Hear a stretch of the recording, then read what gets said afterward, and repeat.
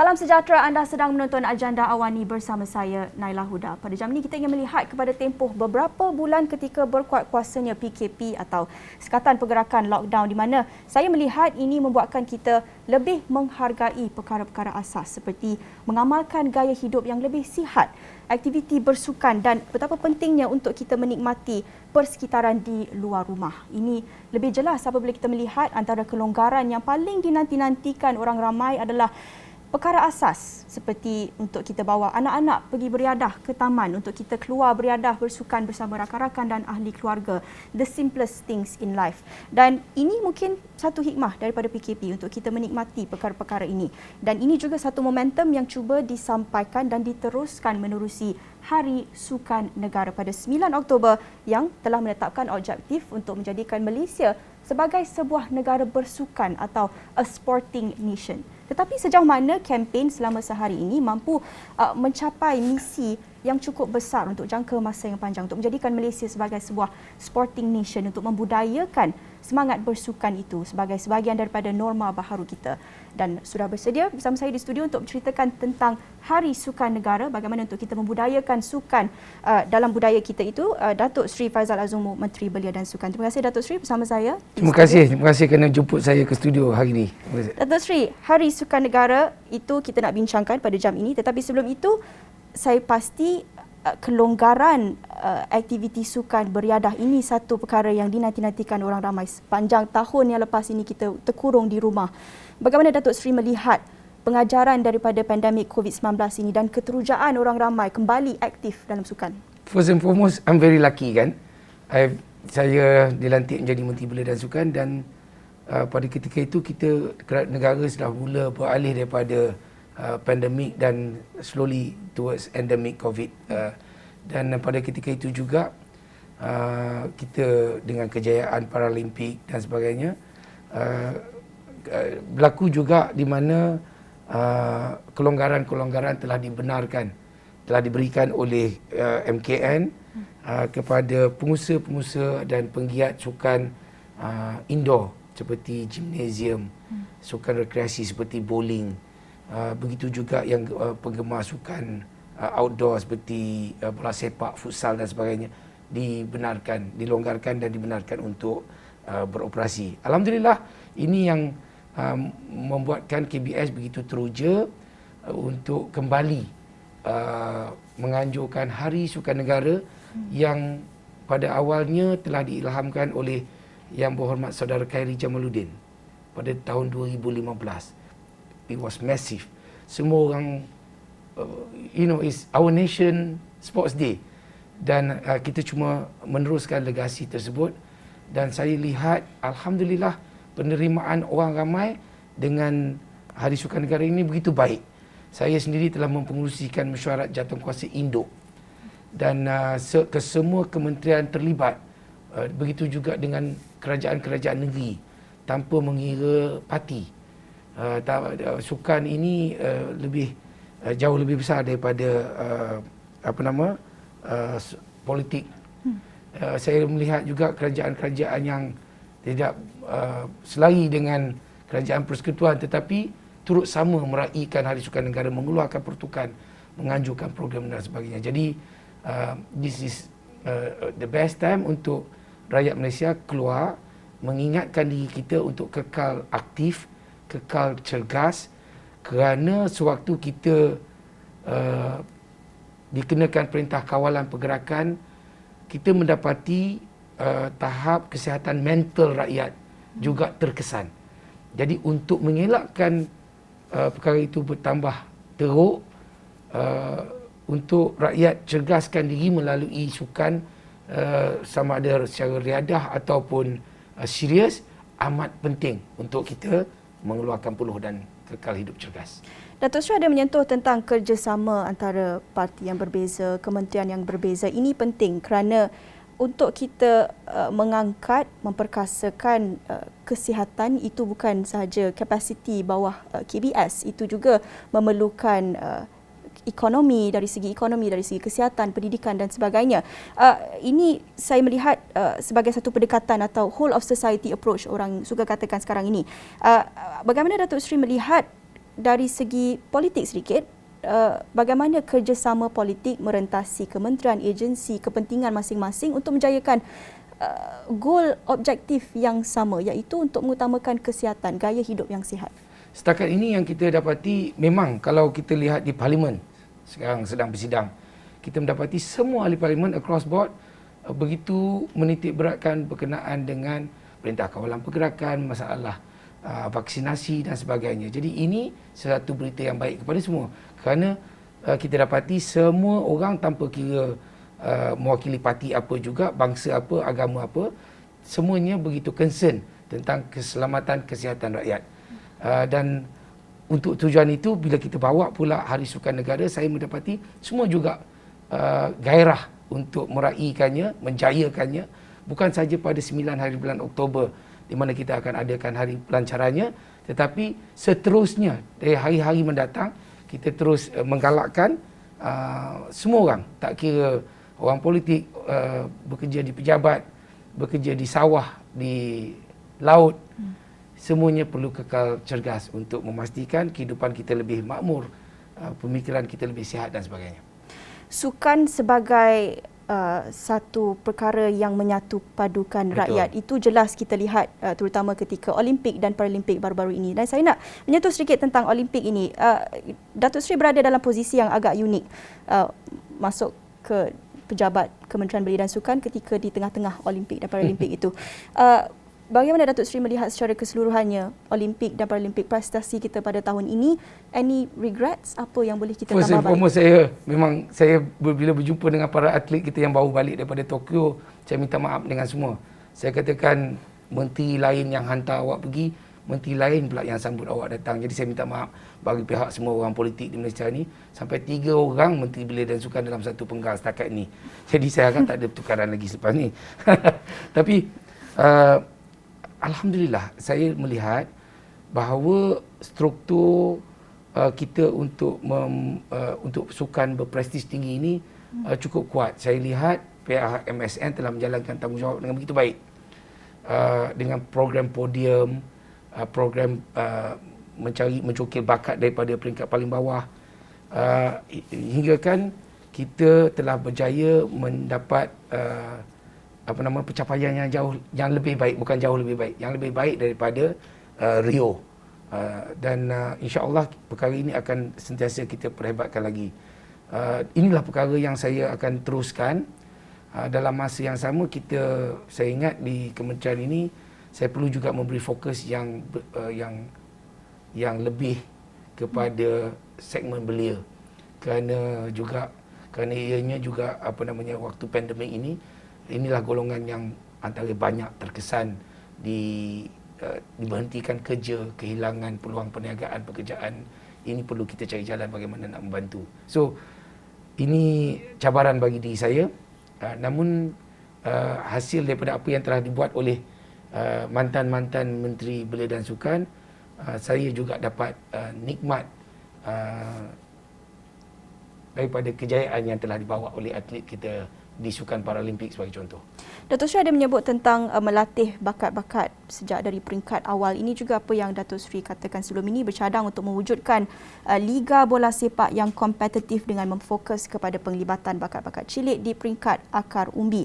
Pertama sekali, nak Datuk Seri terangkan sedikit apa yang dimaksudkan dengan Liga ini, apa sebenarnya yang Datuk Seri cuba sampaikan, dan ini satu perkara yang juga dibincangkan terutamanya di media sosial apabila kita melihat prestasi yang cukup mengagumkan di Olimpik, di Paralimpik dan banyak lagi pada peringkat antarabangsa. Ada persoalan yang timbul, mengapa kita melabur ataupun memberi perhatian yang sedikit mungkin lebih perhatian kepada beberapa sukan tertentu berbanding dengan sukan-sukan lain?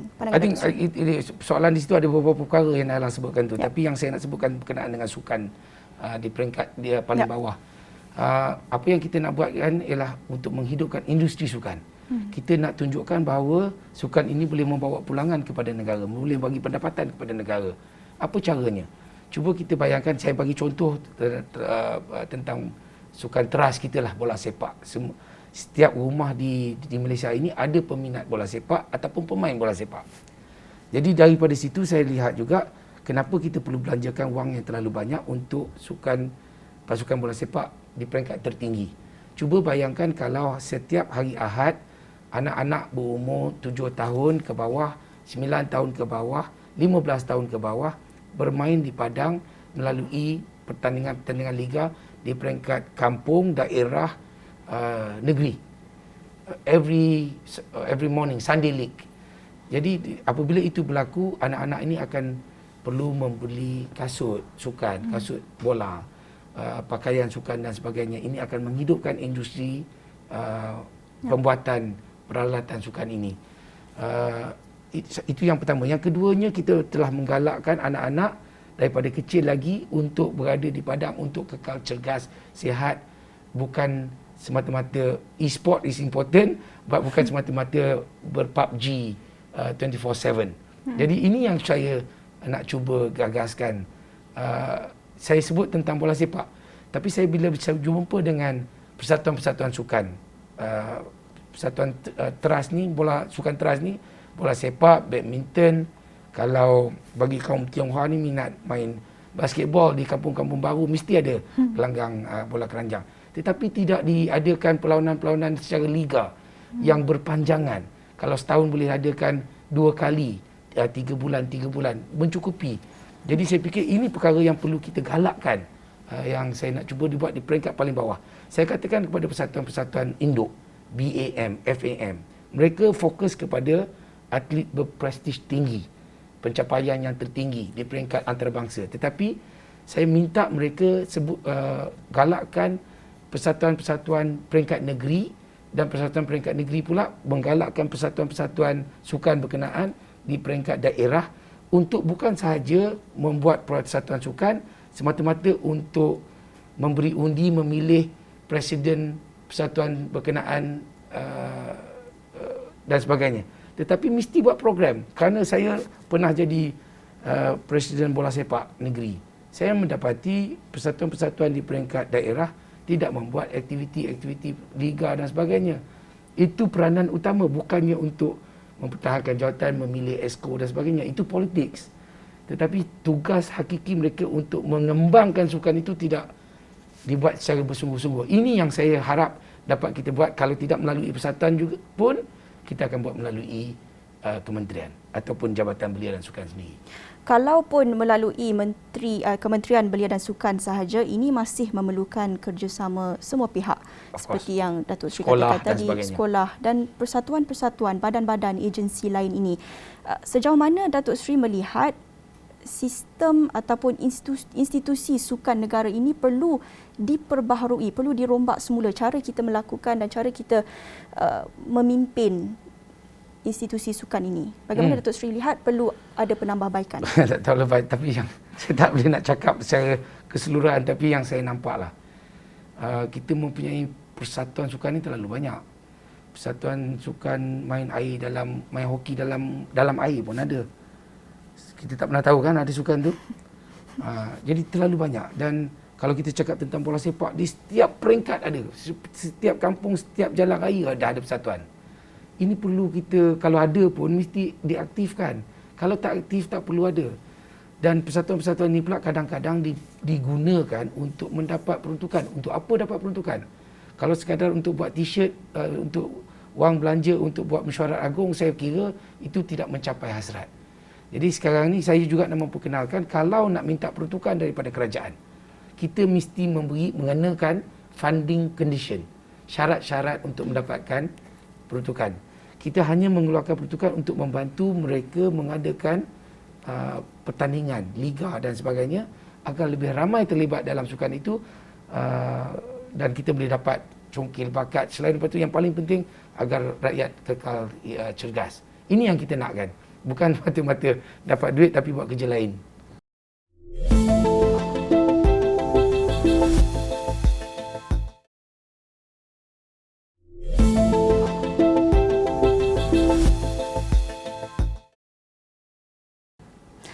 idea funding condition ni menarik dan saya mungkin bukan sahaja teringat kepada Kementerian Belia dan Sukan, tetapi ini pastinya mengingatkan orang ramai kepada banyak lagi sistem birokrasi, persatuan-persatuan, jawatan kuasa yang kita ada. Itu menjadi satu kelaziman untuk kita buat apa sahaja, mencari penyelesaian mesti kena tubuh jawatan kuasa, nak kena siasat, nak kena kaji.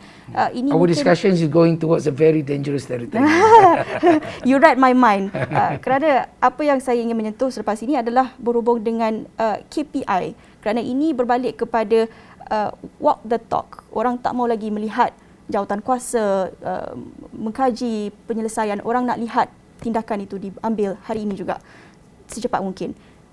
Berbalik kepada KPI itu sendiri, kita tahu Datuk Seri dan seluruh anggota kabinet diberikan masa 100 hari membuktikan keberkesanan pencapaian. Tadi Datuk Seri sudah pun bercakap tentang institusi-institusi sukan ini perlu membuktikan keberkesanan mereka. Datuk Seri sendiri, bagaimana Datuk Seri melihat, kalau boleh Datuk Seri menilai pencapaian dan prestasi Kementerian Belia dan Sukan dalam kira-kira 40 hari ini dan juga menjelang 100 hari nanti, apa yang ingin Datuk Seri capai?